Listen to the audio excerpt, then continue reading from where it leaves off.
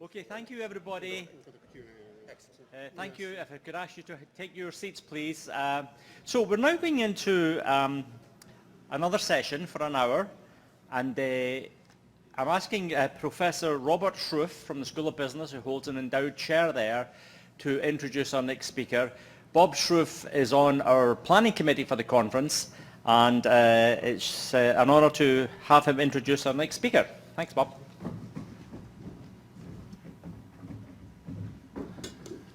Thank you all for being here today and this afternoon and for this whole day's sessions and all the great information that's coming out of this. I now get to introduce Michel Boudre. He is the principal investigator of Climate Education Partners, and his education background involves a PhD in oceanography from the Scripps Institute of Oceanography, then MS and BS degrees in biological oceanography and marine biology. Dr.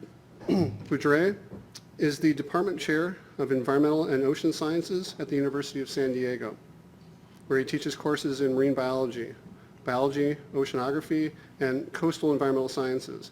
And being an expert in that field and doing what he does there in the academic setting is not enough, as he expands his influence and reach to also involve the social sciences. Michel's work puts him at the intersection of Laudato Si, research, and pedagogy. So I'm really excited to be able to talk about some of this as we lead into his stories that will be coming later on.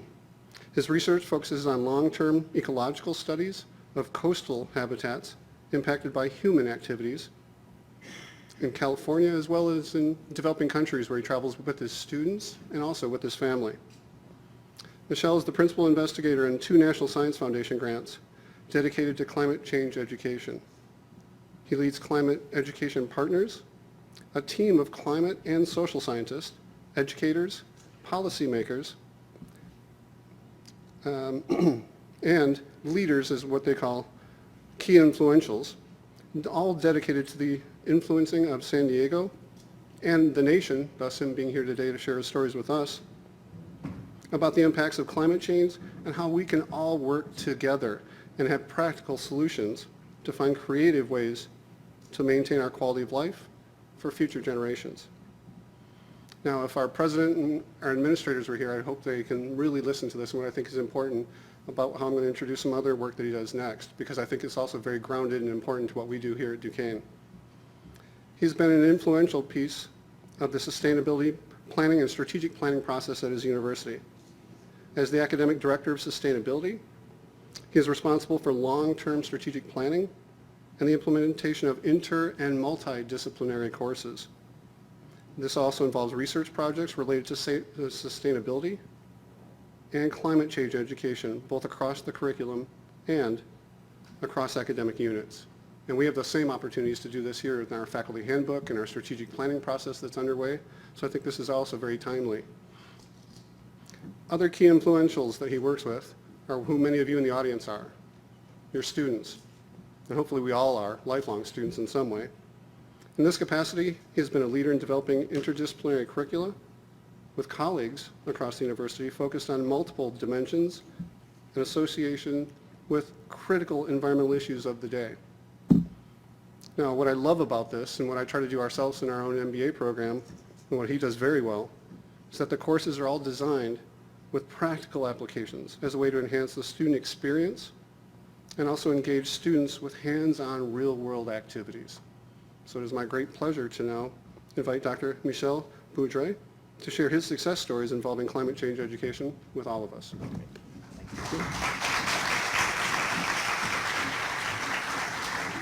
Well, thank you for that lovely introduction, and I want to thank the organizers, Jerry, and the committee, and Gloria, who's been keeping us all together and herding the cats to get this to be done. It's an honor for me to be here, and it's been really fascinating to see the different perspectives that we've brought to this discussion. And I know there's been a lot of practical questions, so that I hope that my presentation, which focuses on how we've been doing some of these things, will resonate with many of you. A couple of years ago, I was asked to participate in a TEDx event in conjunction with Semester at Sea, and I looked at how it would be best to do a TEDx talk. And one of the ones that really impressed me was that if you're going to really be a powerful speaker on these topics, you have to channel your inner superhero. Now, I've been a marine biologist for 30 years.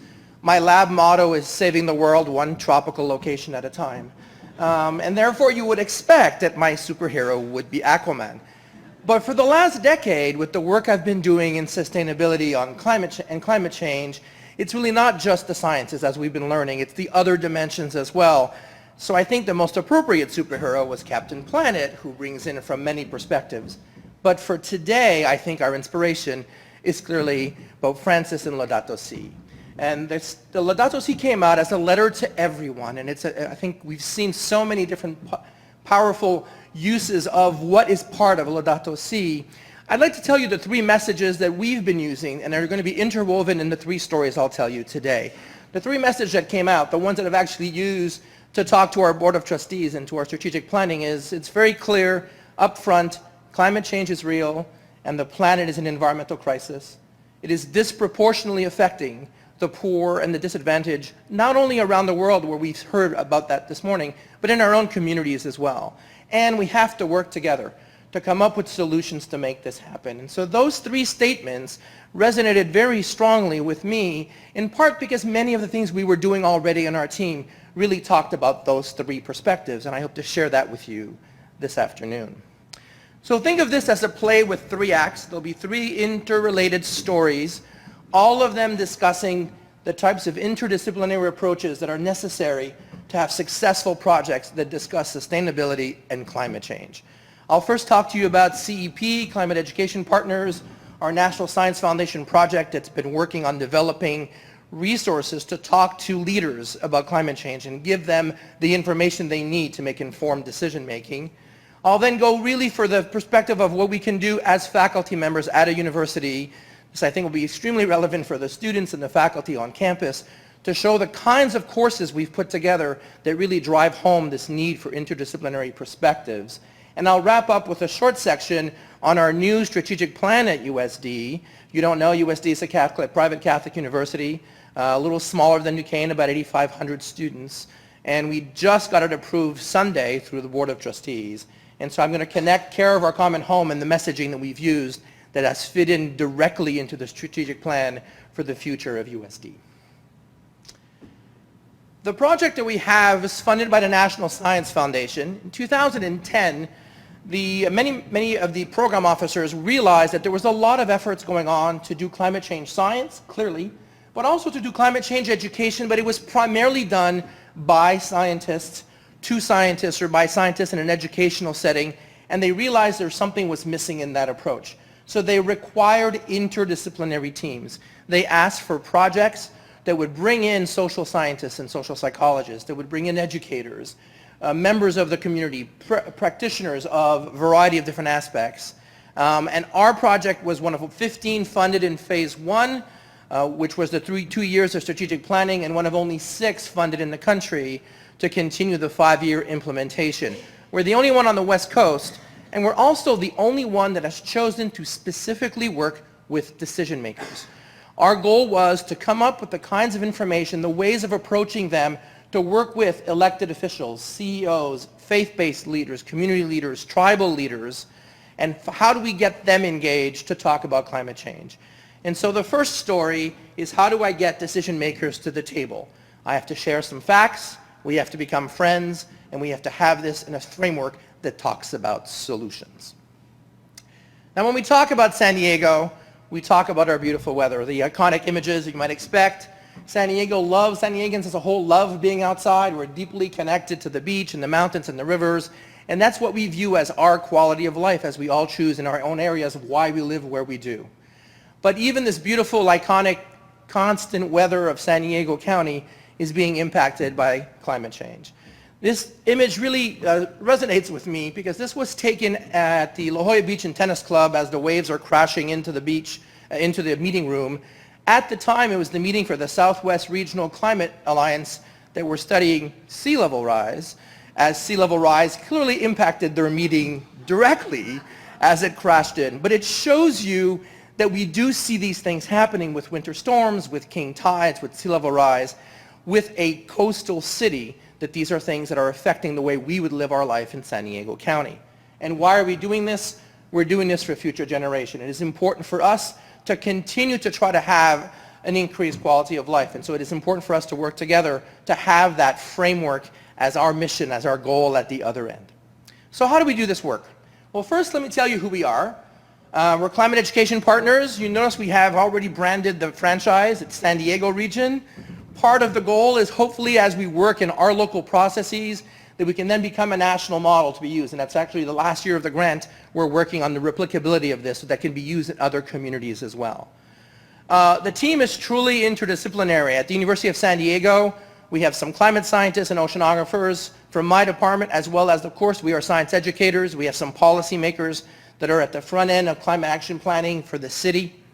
We have social psychologists at Cal State San Marcos and UCSF, behavioral psychologists that look at how people learn and how do we connect to the values of people as well as their intellect. We have the high-end climate science being done by the Scripps Institution of Oceanography Partners, and we have a strong community partner in the San Diego Foundation, a major philanthropic group that works a lot with the community, has already done some work with businesses, and we brought in a strategic communication specialist to really show us how to be better communicators outside the realm of our specialties. Our project, as I said, is one of 6. I wanted to shout out on the other projects that are part of the Climate Change Education Partnership Alliance. Polar Partnerships is held at Columbia University, focusing on polar issues and Aboriginal Alaskan tribal issues.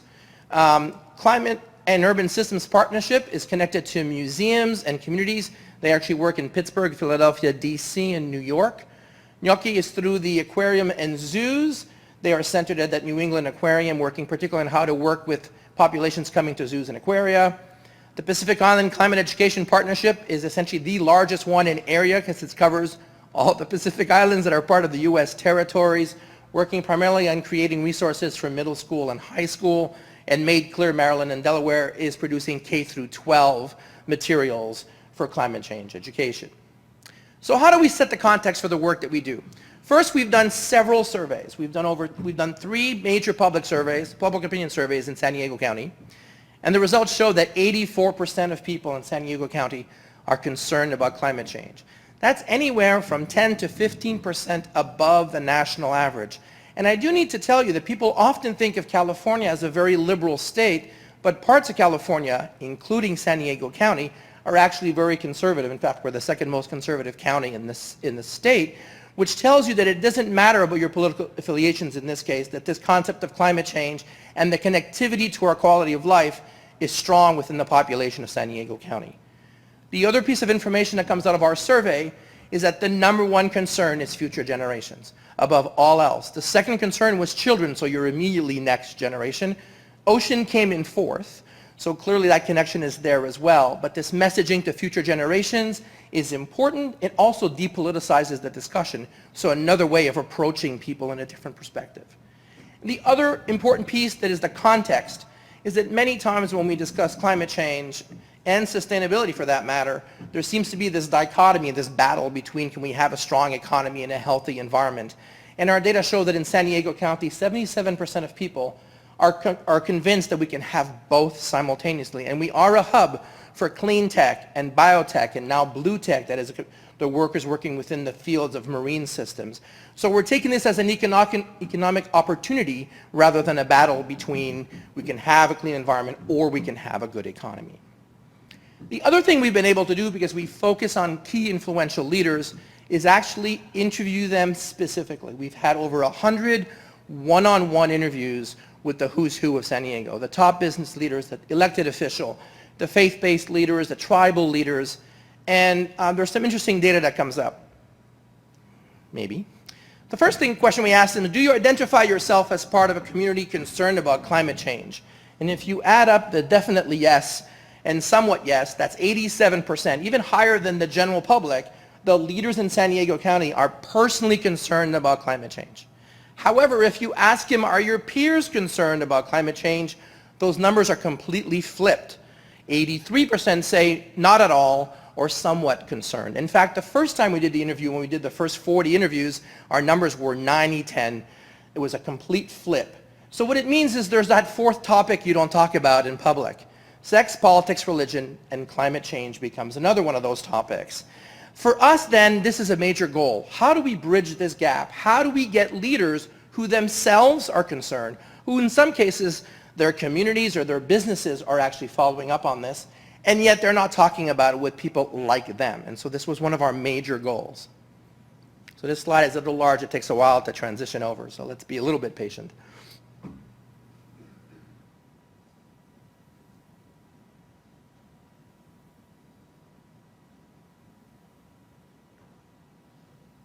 So let me tell you a story about how we get them engaged. There's a couple of different ways. This is the first way we did it. We did one-on-one interviews. We talked to them and learned what they were concerned about, and then we realized we should just sit down and talk to them. It sounds very simple, but it's often forgotten when we're dealing with leaders on how to approach them. They're not going to work out and come to a room. They won't come to a lecture for an hour. So sometimes we have to go to them. And it turns out that the Port of San Diego was working on its climate action plan. And within the port commissioners, one was very much on board and had to put climate change in everything they said, and one was much less so, more on the skeptical to denier side of the spectrum. And so my colleagues said, you should talk to Michelle. Let's meet, let's talk about what they're doing. Now, they didn't want to have lunch with me together, so that required 2 separate events, right? But what happened was we could talk about where they're coming from. And in talking to particularly the person concerned, the skeptic in the planning of the climate action plan, I was able to talk to him about how he approaches his business decisions. He told me, well, my daughter knows all about this, so that connection between the next generation to him had now become real. He never asked his daughter if she knew anything about climate change and these kinds of things. I talked to him about how science connected data. It was a one-on-one, comfortable conversation. This approach, coupled with several other ways of working with the port, led to a unanimous decision by the Port of San Diego to include climate change in their climate action plan, and in fact led to them having one of the most successful and aggressive climate action plans of any port in the country and winning a national award for this work. So already it was clear that doing a different kind of personal approach would work when we're talking with decision makers. Now, the city of San Diego shows a lot of leadership in this area, which sometimes makes it a little bit easier. All 19 of our cities have done greenhouse gas inventories. More than half of them have already completed or are completing their climate action plans. The city of Chula Vista, which is on the border, one of the poorest of the 19 cities, is a phenomenal example of what can be done. They have a great sustainability plan and climate action plan, and they won a national award to show the kind of work that they do, as did the port. We have 5 universities, all of them working in one form or another on sustainability planning and climate action planning in the region.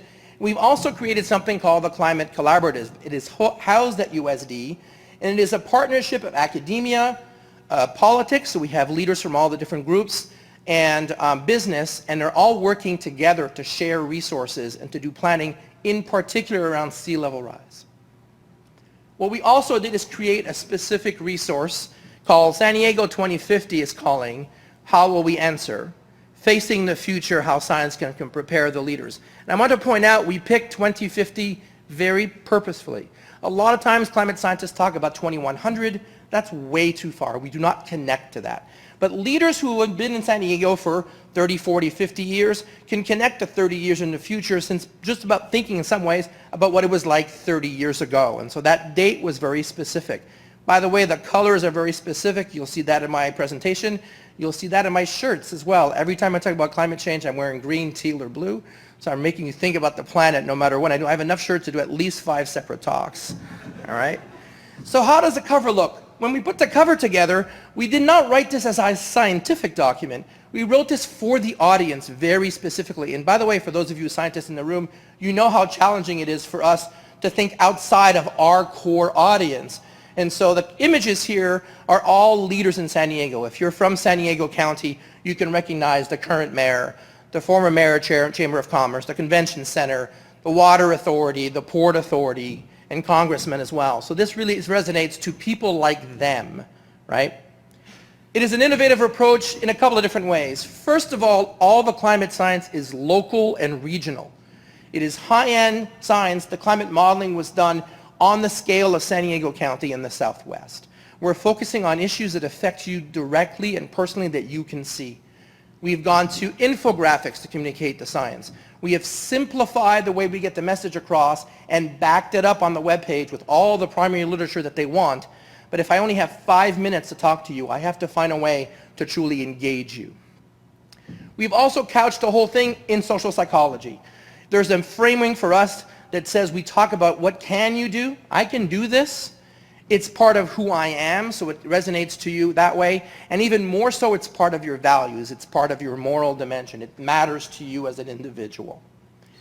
The other part is we have our key influentials as our partners. They are some of our messengers. We have them as ambassadors as well. So it's people like other leaders talking to them. It's not just the scientists. In fact, in some cases, we don't talk at all. We have the leaders talk to each other. It becomes role modeling as well, so a very positive way of engaging these decision makers. And as we know, talking about climate change alone does get to be a little depressing because of the truth of what's happening from the scientific perspective. It's very important to turn that messaging around, so it's all about solutions. It has a message of hope. It has things you can do that you can do for yourself, for your company, for your community, for your church, for your tribal group. It's grounded in science. This is 5 generations of Scripps Institution of Oceanography scientists and oceanographers. So we have that tangibility that these are the people who know what they're doing in this field. This is the top of the line science that you're getting. And then we convert all our core science and our difficult pieces into what we call digestible facts. You will notice when I talk about temperature, I'm using degrees Fahrenheit. As a scientist, I would use degrees centigrade. The leaders I'm talking to don't talk centigrade, so I need to make sure I'm connecting to what they need to be able to make their decision. So simple graphics. Baseline is 1985. It's already 1.7 degrees warmer. It's expected to be 5 degrees warmer. Water is the big issue. So we expect in San Diego County that we'll have 16% less precipitation than they already have. To put that into perspective, we get about 10 inches a year of rain, and that's really not much. But when we do get rain, we're going to have more floods. And the great example of this happened a year ago, July 15. On one weekend, we got 2 inches of rain. I know you're going to say, that's not a big deal. We got that today. Well, that weekend in July, that 2 inches of rain was equivalent to 100 years of Julys combined. That drives home that things are not like they used to be. And this is why we get these graphics that get that message across. And we do this for all the major impacts. Again, sea level rise. And in this case, pointing out that sea level rise alone is not the issue. It's sea level rise on top of king tides, on top of winter storms. We deal with a lot of winter storms during El Nino. People understand that concept, and we can bring that to bear and explain it to people. Again, we talk about inches, not centimeters or millimeters when we do the work. We've done it for nature's benefits, which in scientists we would call ecosystem services. That's a jargon we understand, but not that they understand necessarily. We talk about wildfires, and we talk about heat waves. San Diego is known for not having heat waves until recently. We typically get 1 or 2 heat waves a year. The predictions are 15 heat waves by the middle of the century. I just left one in San Diego just before I got here. We're seeing this more frequently, and we're correlating that very strongly with increases in public health issues, particularly for the disadvantaged and the poor and people who don't have air conditioning. Because if your house didn't need it 20 years ago, you didn't have it. And now you may need it, but you can't afford it. So those contexts come into play as we make those events. The part of social psychology that's interesting is when we did some of the early surveys, we found that if we gave people knowledge about global issues, there was only a small amount of engagement. If we provided them local knowledge, we increased the engagement of them wanting to do something. But even more so, if we couple the increase in local knowledge with I can, your efficacy, I am, your identity, and it matters, your values, we get an even greater engagement on doing certain things. So this mixture of the social sciences and the hard sciences really gets the response to work with these communities. This is just to show you the pages. There are about 20-something copies of hard copies of this available. I'll also have the website available for you can download this if you want. I want to show you how we created the documents. Each set of impacts, each impact has a set of pages. On one side, the science, 3, 4, 5 bullet points that took a year to distill from the primary literature and put down in key bullets, a quote from a renowned scientist, and the infographics. All the pages are color-coded depending on the impact. Each impact has a symbol, so we can carry that through any and all of our presentations. On the facing page, we have key influentials talking about that issue. In this case, it's water. Maureen Stapleton, who's the director of the San Diego County Water Authority, and Julie Walker, who's the president of the Farm Bureau, talking from their heart, from their perspective, We give them questions, but we don't script their answers. We let them answer. How does it affect them as leaders, and what have they been doing for climate change? The other thing we do is we take them somewhere. Instead of doing what we're doing now, which is talking to you for 40 minutes, we found that one way to engage them more is to bring them and show them the impacts. So we had a water tour and talked about the new dams that we're putting in there. We did a sea level rise tour. There's a restaurant that's right on the beach. It's actually known for its early morning high tide breakfasts, and we timed it to have the highest high tide breakfast. So the waves were 9 feet high, hitting at the top of the window. And when the president of the city council is sitting there and the window was shaking, sea level rise is pretty real at that point. And at that event, we spoke, Scripps scientists spoke, and 3 mayors spoke. So now you have role models saying, my city is doing this, making it a little bit more difficult for the other mayor to say, I don't want to do anything about sea level rise. So that connection of them speaking to them, the messenger of the same group, really is very powerful.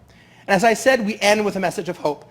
Every one of the impacts has a series of 5, 6, or 7 possible recipes for success.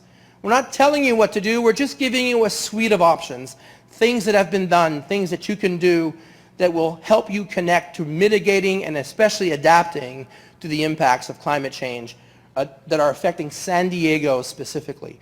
The reason why it's important for us to do the replication is we would like to take this model and say, okay, if we do in Pittsburgh, what are the 3 or 4 major impacts? They're not going to be the same as ours, but there are still impacts that you can recognize. You know who your key influentials are, so you have them as your speakers. But we think that the model is really applicable just about anywhere, just a matter of adjusting to what it fits for what your needs are. And so when we wrap up all our discussions about our work, we come back to our messaging. We have a beautiful quality of life. We like spending time in the outdoors. It is threatened by climate change, so we must work together for future generations. This is burnt into my head. It comes up every single time I talk about this. And I tell you, it works. It becomes our messaging. And it's a lesson that I think I asked this morning, how can we train scientists to be better at these things? It's a lesson that I think we all need to learn. How do we find the messaging that resonates with the people we're talking to, as well as supporting the work that we're trying to get across? So that's the end of the first story. And you can join us on our webpage. We have a YouTube channel. If you want to see the videos, we'll do that during the Q&A session. We have all the resources available for you to take a look at. It includes science videos, people videos, the report itself in English and in Spanish. All of that is available to you for you to look at and to download if you want to work on it. So the end of the first story is, if you listen to my message triangle, the project we put together, it's similar to what we say in Laudato Si, that is climate change is real, it's affecting people, particularly poor people, and we need to work together. We have the same message. And we had done ours before, so I think we should take credit for that. But it actually shows you how important it is to get across that we do have so many similarities in how we have to handle the situation. The second story is taking some of the same concepts, but now applying it to the university setting. How do we set up classes at the university in order to be able to get our students engaged and faculty engaged in doing interdisciplinary efforts in sustainability and climate change? And this is where, in particular, I bring up my colleagues in different ways. Simon Kroom is a faculty member in the School of Business. His area of specialty is sustainable supply chain. And so I've been working with Simon on that side of the equation. And then Julia Kanzler is a sociologist. Mark Woods is an ethicist. And we created a special class, well, actually 3 classes, which I'll talk about in a moment, that allowed us to do sustainability and climate change with 3 very different lenses. Now, we all know, we've heard this multiple different ways, how interconnected the world is, and this has made it, therefore, a little bit easier to get the message across that we need to work together, right? You can talk about it from people, planet, and profits. You can talk about the sustainability circles that typically people use as a Venn diagram with environmental, social, and economic. We talk about the arts and the sciences being able to work together. There's such a big push now for interdisciplinary humanities that brings in all the different dimensions. If we talk about it in the current world of politics, science, politics, and dollars all come into play. So let me tell you 2 stories of integration, one in the MBA and one at the undergraduate level. So in the sustainability supply chain, Simon has been teaching this class at the MBA level for many years. The first few years, he was asking me to share my information on climate change so that he can give a lecture on climate change to put that into context for his students. And it was important, they needed to include that in their business plan.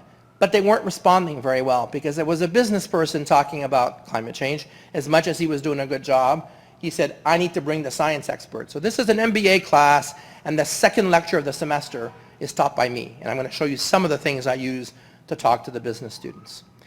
It is all based on a context, in this case, primarily for international decision making, as we're talking about supply chain. And they are required to include the impacts of science and climate change in their business plan. So there's a true practical application to this lecture. Okay? So the title of my lecture for the business school is Climate Change, Fact or Fact. And it is a presentation talking objectively about climate science. It's not an opinion base. In fact, I asked the class, how many of you believe in climate change? And for the MBAs, it's typically about 3/4 to 80%. And then I tell them flat out, I don't believe in climate change, which keeps everybody really quiet. And I said, I'm a scientist. I know it's happening, so let's talk about the facts and let's discuss it from an objective perspective. So let me give you, I'm not going to give you the lecture itself because I have an hour and a half to talk to them. Let me show you some of the pieces of science that I bring in, and then in particular talk to you a little bit more about how I connect impacts to that. And we can use different kind of imagery, but here's some of the context that I get across to them. First, that there is a consensus. There actually is no debate. I talk about the project that shows 97%. If you want to enjoy yourself, watch the John Oliver piece that talks about this. I have them look at that as well.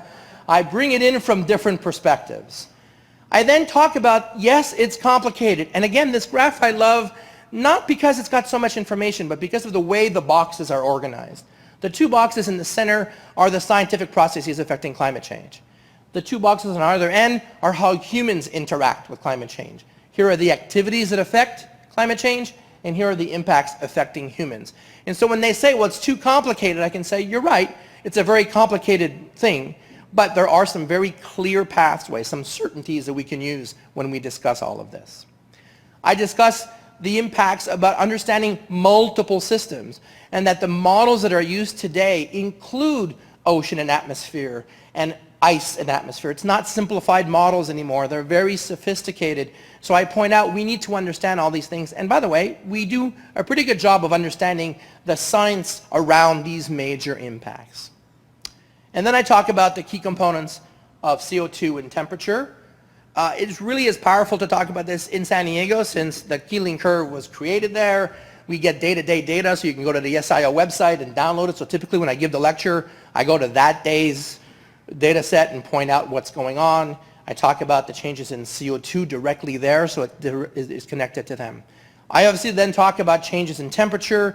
We can use different kinds of graphs. Remember, I've got MBAs. This is great. They're all good at data analysis.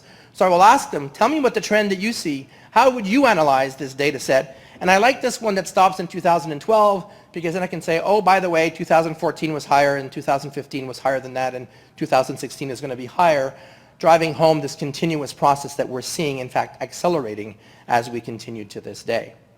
I sometimes go to the IPCC, but I want to point out one of the reasons I don't like using this. This, by the way, are the summary diagrams for the policymakers, and I would hazard to guess that most of our policymakers have no clue how to read this, hence why I use the infographics that I just showed you in the previous talk to really get the message across. Now, Brady, you showed a very similar graph to this. I like using the same one. This is the one about population growth because then I connect to how humans are involved.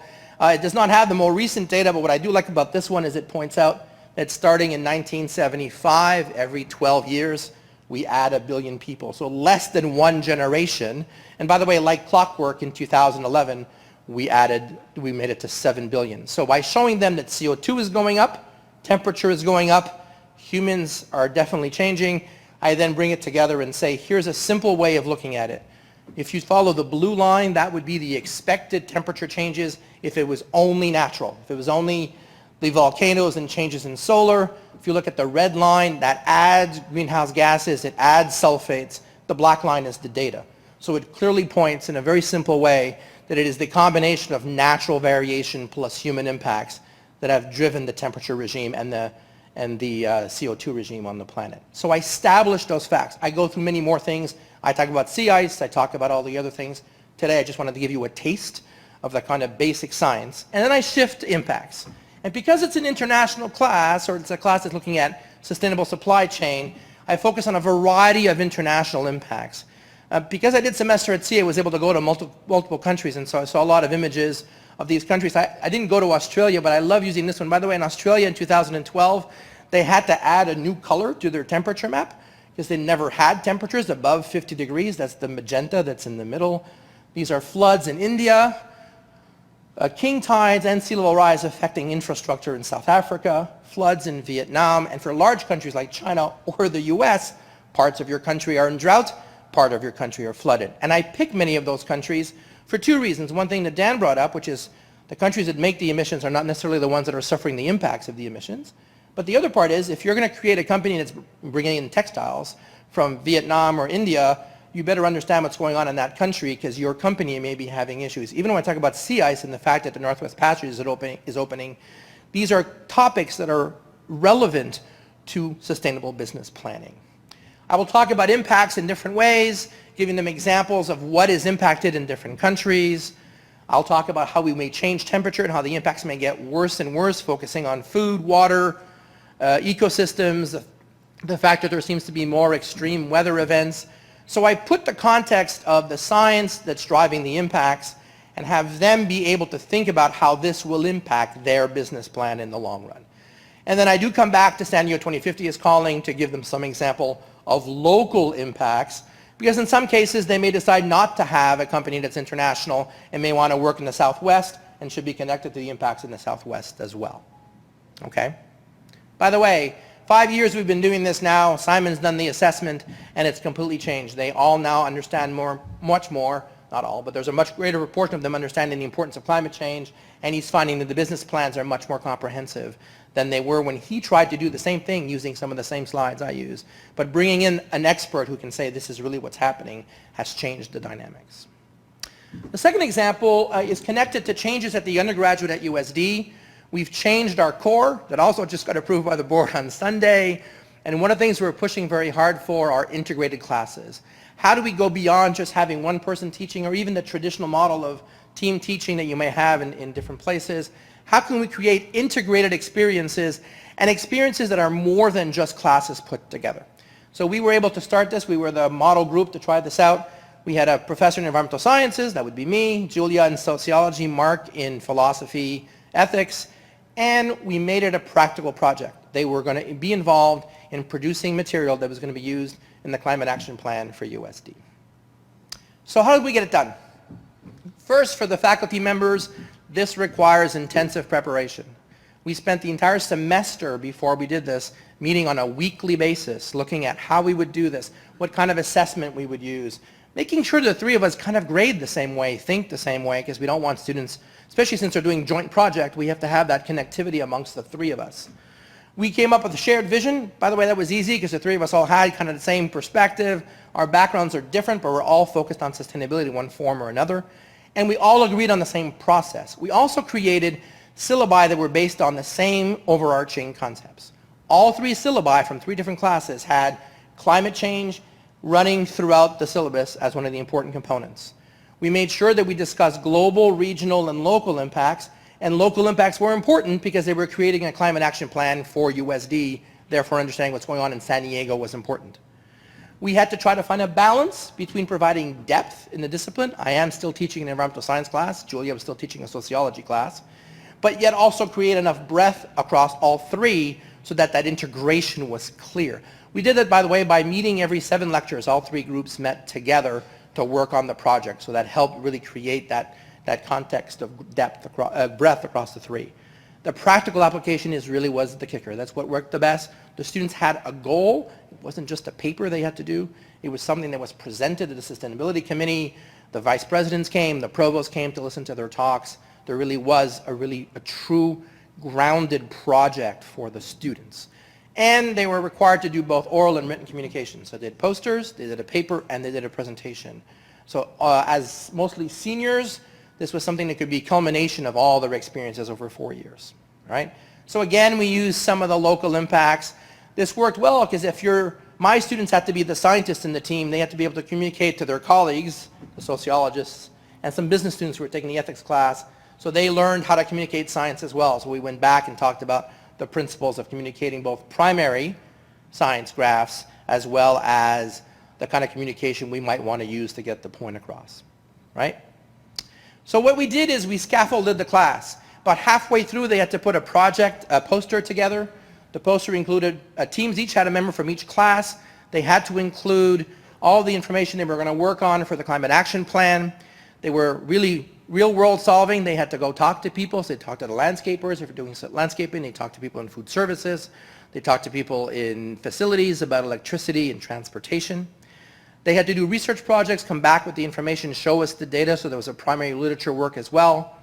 They were able to build from this poster halfway through and enhance it and make it more complete and make it a final project at the end.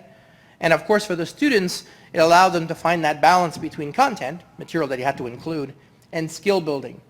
The other decision we made is that we told them what we expected in the posters, but we didn't narrow it down, as in they could be as creative as they wanted in putting the poster together as long as they had the major components. And I'm going to show you 3 examples.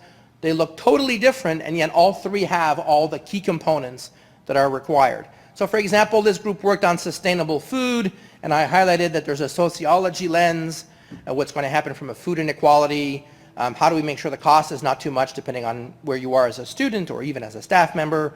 There was an environmental studies lens that talked about the food, growing, the farms, the pesticides, the organic food, and the philosophical lens, or mostly ethical lens.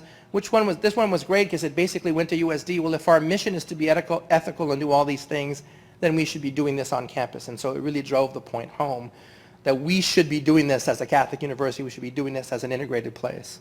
The other group did a different way, more graphical, but they still have the did you know situation where some of the sciences, what's going on campus, when they talked about it, what are the obstacles, some of which were social, some of which were ethical, and what should we do? So they brought that in from that perspective.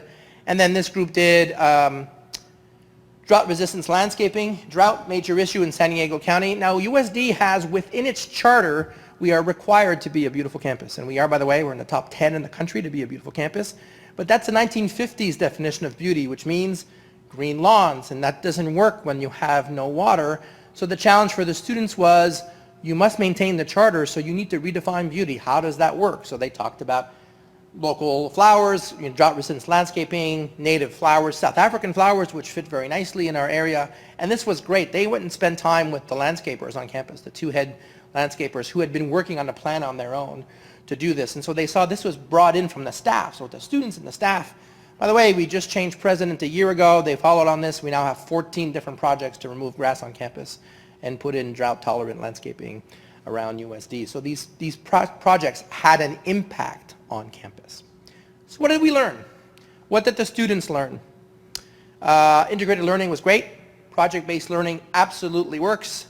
There was some tension, however. It was hard to get that balance between depth and breadth and skill versus content. But they loved this class. Unanimously, we got phenomenal reviews, all 3 classes. What did we learn?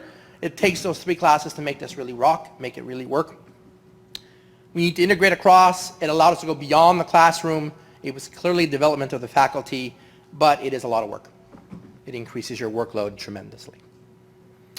Obviously, it contributes to success. It bridges the fields. It provides relevancy. Does all the things you would expect. So that's story number 2. We worked together. We solved some problems. We had that same concept, right? And we can all live in a beautiful San Diego once again. Let me wrap up with some of the newer things that we've done with our strategic plan. Envisioning 2024. So USD was formed when the merging of the College for Men and the College for Women in 1949. So 2024 will be our 75th year anniversary. President Harris started about 13 months ago, put together a strategic plan.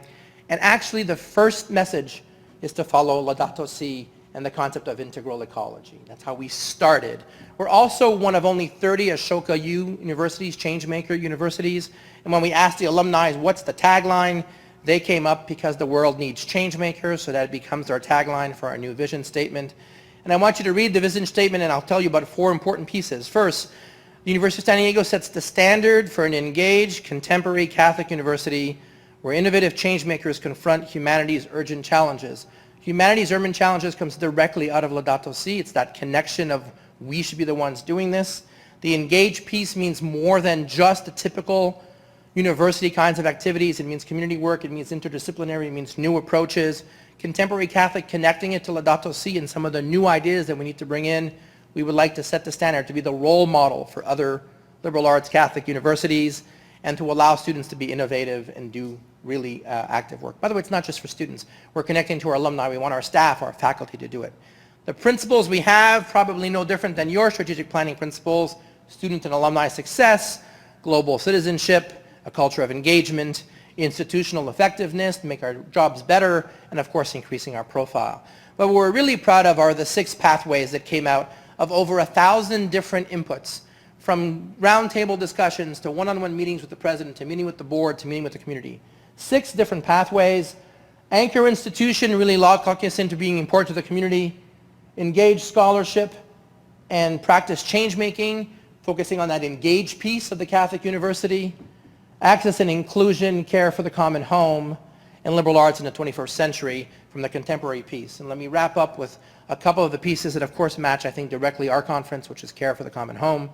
So this is the statement that we are using. We want to encourage and enact care for all creation by embodying the urgent call of Laudato Si through teaching, scholarship, campus, culture, and community partners all around the country. And what we're going to do is speak the words and take the immediate action. We're not going to just talk the talk, which is easy to do. We're going to try to make it harder and make the walk, take concrete actions. Examples include messaging on campus for everybody, that this is what we are, that we could be the University of Laudato Si, in fact, is one of our goals. That we're going to change our policies on business. How do we work sustainably? How do we work with companies that do social justice as we continue to do this? Ways to facilitate engagement from everybody and creating curricular efforts. So we view this as a wonderful vision for the future for USD. We think it embodies much of what we've been talking about at this conference. It is who we are and who we want to be. And I think connecting all our projects from scholarship to teaching to our strategic plan, we can embody the message that we've heard so wonderfully from Laudato Si. Thank you.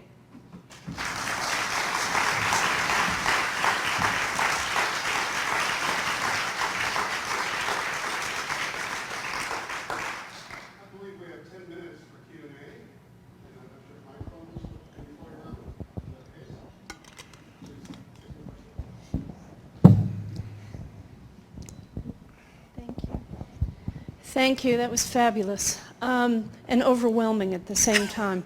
So my question, I've been waiting for somebody to really tell us what can we actually do. I think you did an amazing job of explaining that. But what I want to ask is the next question, which is, what is the effect of all of this in terms of affecting change in the climate? Are there measurable changes? So I'm thinking about the Port of San Diego, for instance. They win an award, they do all this work, they're very proud. So what? What happened next? Is there something measurable that you can tell us about? Because I think without that, it's just a lot of work for people if you can't explain the change. So I'm going to answer that 2 different ways. It's true that we often think about, if I just do my little thing, what difference does it make? But if you multiply that by hundreds and thousands and hundreds of thousands, and so we do need to think about the fact that we individually, if we do something combined, that becomes a lot of groups. And part of the reason why we're trying to get the cities to talk to each other is if one city does something, it's not going to do very much. If all 19 cities do something, then San Diego as a whole. San Diego's city itself just passed the most comprehensive and demanding climate action plan of any city in the country. And I want to remind you that was passed by a Republican mayor with a Republican city council. So politics did not play a role in making that decision. On a more concrete level, a very simple example of what the port did is that 2 things combined.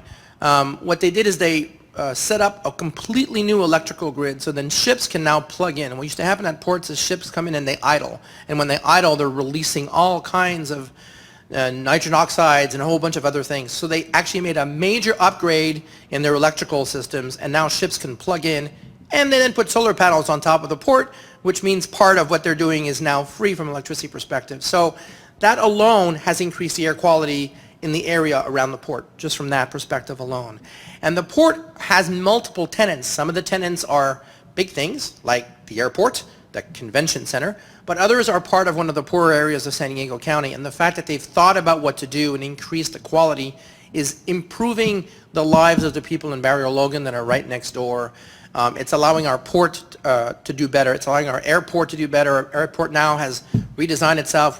But you can buy offsets at the airport, so that mentality has now essentially permeated other agencies. So there is a concrete impact of what they're doing. On a global scale, are we going to reduce CO2 by doing that? Yes, if every port in the country, in the world does that, but at least we've made a mark locally.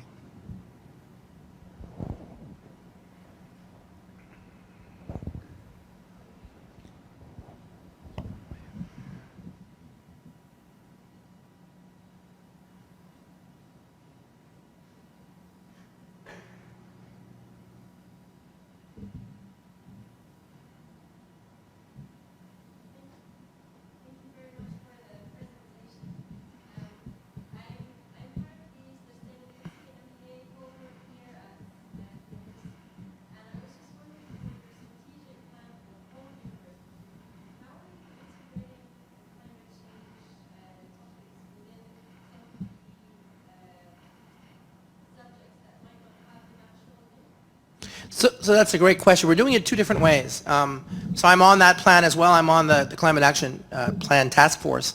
And we're doing it a couple of different ways. First, let me do the student perspective. One of the things we talked about is we have, and I was talking about this with Bob yesterday, the university, you as students, you as faculty, we have experts that are just sitting there doing their work, and sometimes the university will go out and get a consultant to do the work. So one of the things we're doing is we're actually engaging the students and engaging the faculty. So we have a plan to say, okay, if we need to do a sustainable supply chain analysis of USD, let's just have our sustainable supply chain course make that their practical project. So that's one way of doing it.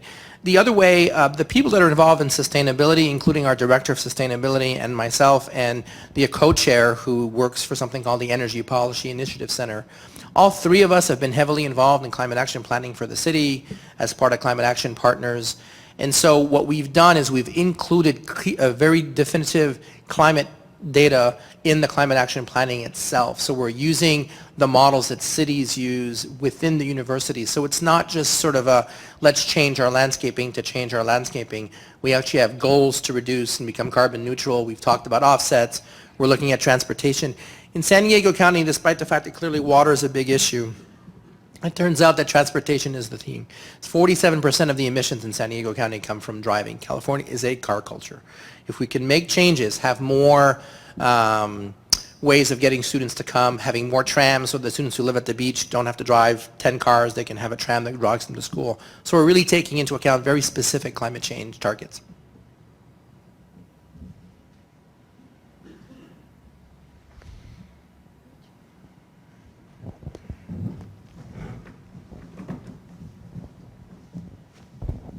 Hi. What are some ways that climate change affects the poor and the homeless, including like their physical health and like their lifestyle? One example in San Diego County is the increase of heat waves, where we're finding a disproportionate impact on children, on elderly, and on the people in Southeast San Diego. These are places where typically the housing is less, they're older homes, and these communities don't have air conditioning, they don't have the situation. They're starting to build cool rooms now, so at senior centers they've created cool rooms and they're planting more trees at the park. But we've seen clearly the data shows increases in visits to hospital emergency rooms, particularly for people who have asthma, because the air quality gets bad. And that happens, by the way, when we get wildfires as well. So two major impacts can affect health, and when we see that it disproportionately affects those people. Interestingly enough, the heat waves also affects vulnerable populations that are not poor, but that live on the coast and never thought about putting air conditioning because they had nice, cool weather coming in from the coast. So despite the fact that it's not for the poor, the impacts in San Diego County really reach just about everybody in one way or another.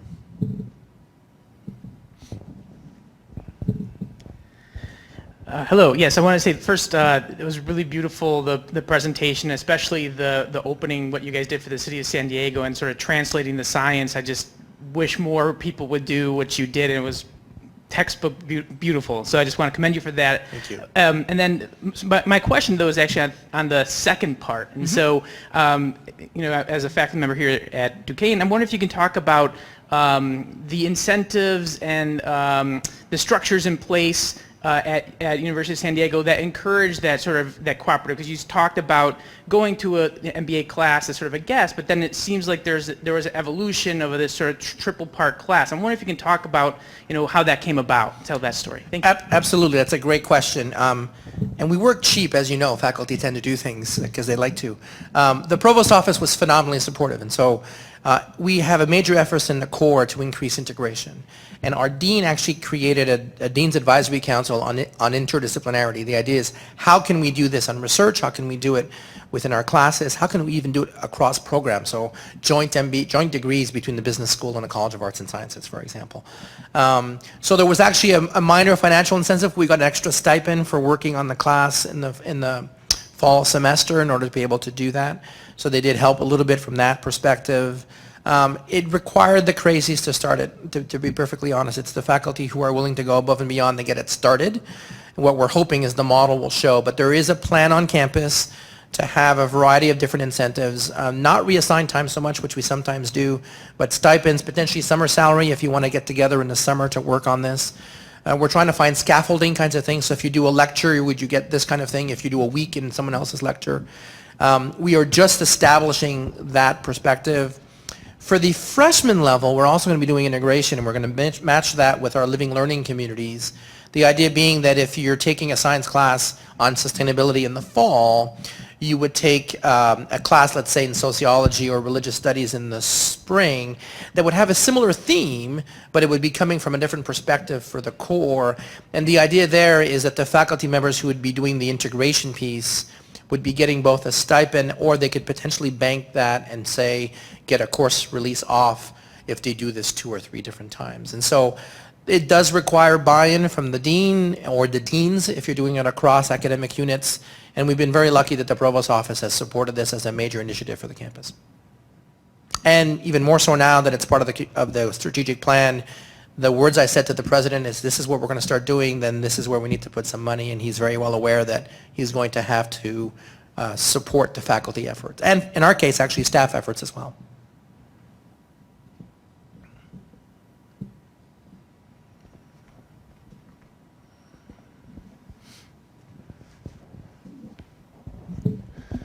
Didn't think I needed the mic, but my question involves your use of language, and I think also building on the prior comment about how well you've done that to relay something at a local level in a simplified form. So then how do we take that to scale at a national level, given the Paris Accord and the ratification of what came out of that? We're very close to it with the number of countries that are signing on to it and the amount of GHG emissions that will, on a global basis, contain. But how can we raise this to a higher level so that a whole nation can better understand this? That's a good question. I've actually been working on that with some colleagues at NOAA.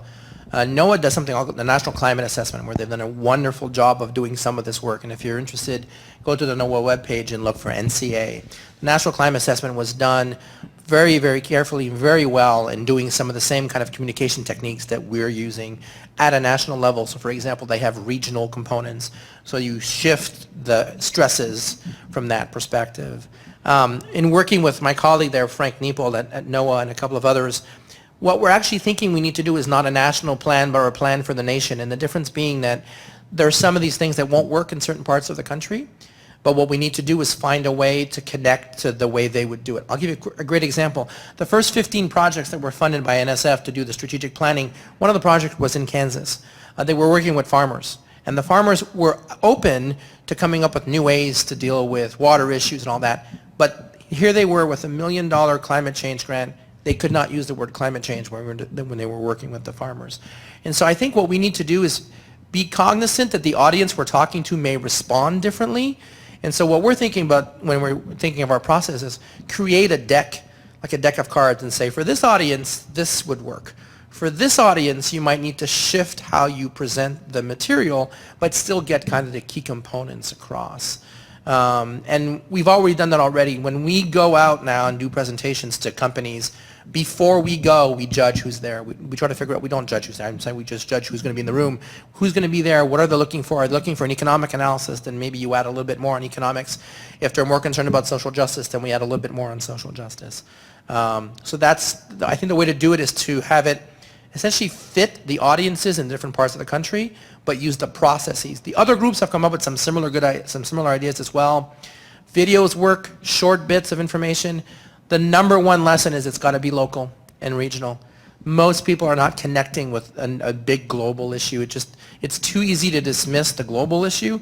It's much harder to dismiss the local issue because you're living it. And so if we connect to that piece, I think we can do a really good job at the national level.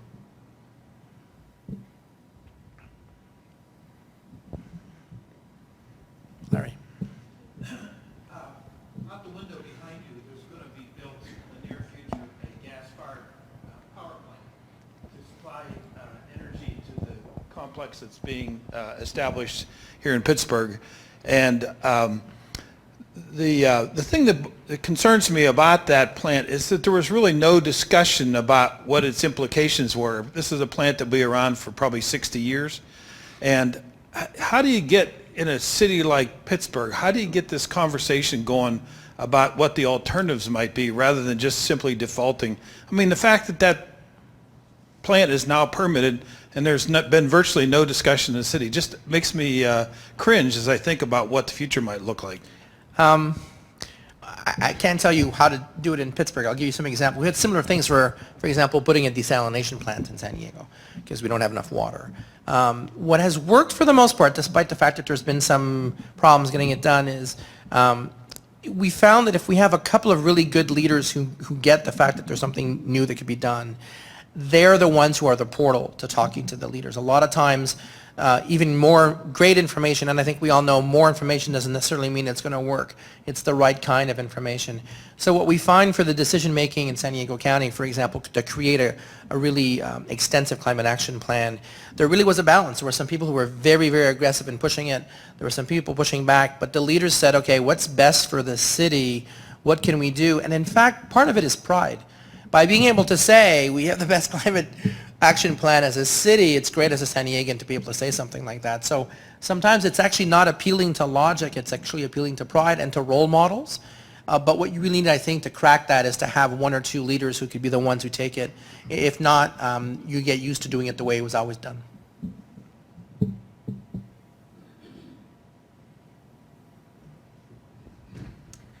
Okay, Michelle, thank you very much for a very nice, practical, level-headed and inspiring presentation. They're very much appreciated.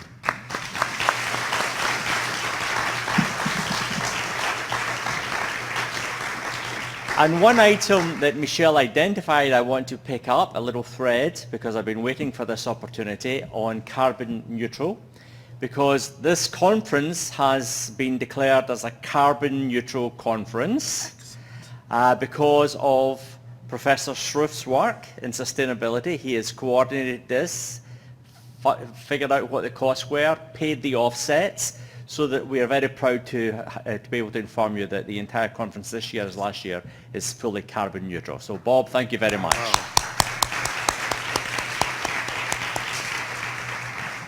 Well, we're going to have a half-an-hour break. There's going to be some coffee and little cookies through there. Go out and get some fresh air if needs be. But then we come back at 4 o'clock for the final presentation with Professor Celia Dean Drummond, who is a scientist and a theologian and a brilliant scholar. And she will be presenting the last final presentation of the conference. See you in half an hour. Thank you.